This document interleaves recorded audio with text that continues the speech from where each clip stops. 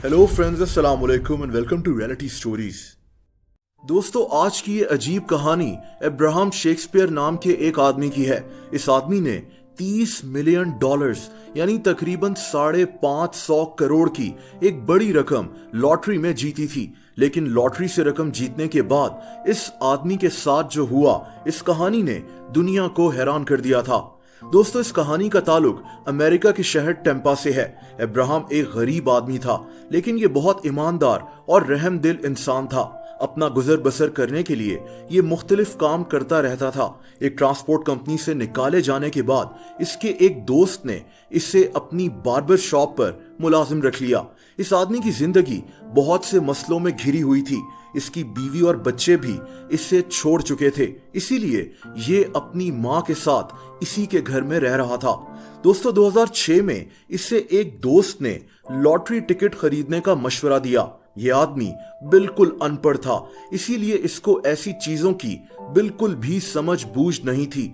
लेकिन अपने दोस्त के कहने पर इसने लॉटरी की टिकट खरीद ली और अपनी जिंदगी में मसरूफ हो गया। लेकिन ये आदमी इस बात से अनजान था कि इसके दिन फिरने वाले हैं। कुछ दिनों के बाद इससे लॉटरी ऑफिस से एक कॉल आई और इसे बताया गया कि आपकी लॉटरी से एक बहुत बड़ी रकम निकली है, जो कि 3 करोड़ डॉलर्स है। दोस्तों, अब्राहम को यकीन ही नहीं आ रहा था।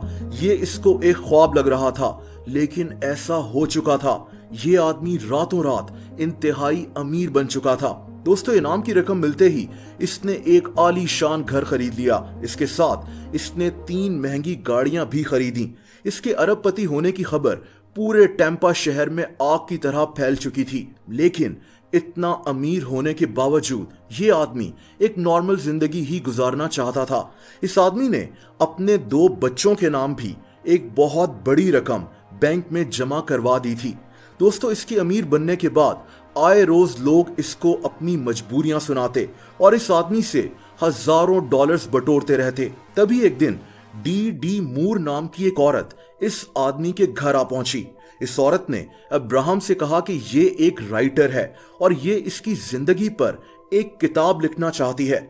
डी ने अब्राहम से दोस्ती बढ़ाना शुरू कर दी। कुछ अरसे के बाद इसने अब्राहम को कहा कि तुम बहुत सादा हो और लोग तुम्हें लूट रहे हैं। इसने कहा कि अगर अब्राहम चाहे तो ये इसके पैसों का हिसाब किताब भी संभाल लेगी। दोस्तों, ये औरत बहुत चालाक थी। अब्राहम जैसा सीधा साधा आदमी इस शातिर औरत की बातों में फंसता चला गया।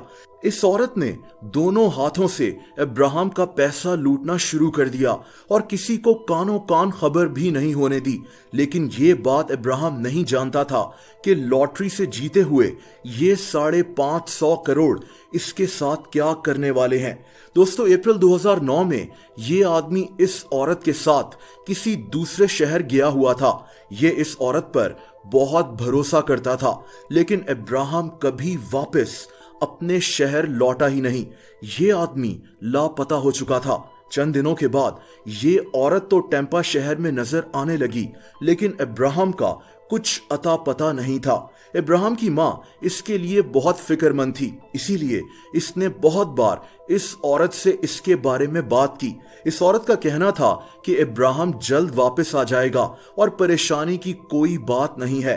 दोस्तों, ये बात यहां नहीं रुकी, बल्कि अब मीडिया भी इस औरत के पीछे पड़ चुका था, क्योंकि अब्राहम कोई मामूली आदमी नहीं था। इस सारे मसले को देखते हुए पुलिस भी हरकत में आ गई और इस केस की इन्वेस्टिगेशन शुरू हो गई। पुलिस को पूरा यकीन था कि यही औरत अब्राहम के गायब होने में मुलव्विस है, लेकिन पुलिस के पास इसके खिलाफ कोई सबूत नहीं था। पुलिस ने यहाँ एक प्लान बनाया। इन लोगों ने इस औरत के एक दोस्त को अपने साथ मिला लिया। इसका नाम ग्रेग स्मिथ था। ग्रेग अब्राहम के लिए काम भी करता था।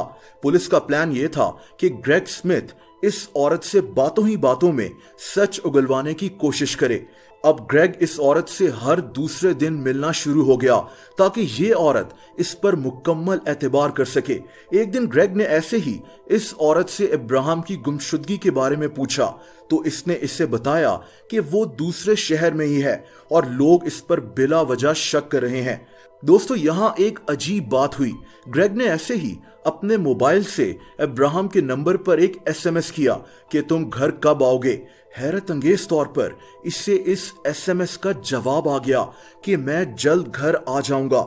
इस बात ने ग्रेग को हैरत में डाल दिया क्योंकि अब्राहम बिल्कुल अनपढ़ था और वो एसएमएस का जवाब तक नहीं दे सकता था। इसे समझ आ गई कि ये औरत जरूर कुछ छुपा रही है और ये एसएमएस अब्राहम ने नहीं किया। अगले दिन ग्रेग ने इस औरत से सख्त लहजे में अब्राहम के बारे में पूछगछ करना शुरू कर दी। ये औरत अब थोड़ा घबरा गई और रोना शुरू हो गई। दोस्तों तब इसने जो इंकशाफ किया उसे सुनकर ग्रेग के पांव के नीचे से जमीन निकल गई। इस औरत ने बताया कि अब्राहम मर चुका है। इसने कहा कि इसने ये सारा ड्रामा एक गैंग के कहने पर किया था ताकि वो अब्राहम का पैसा हथिया सके। इस औरत ने ग्रेग से यह भी कहा कि अगर वो ऐसा ना करती तो वो गैंग इसके बेटे को जान से मार देता।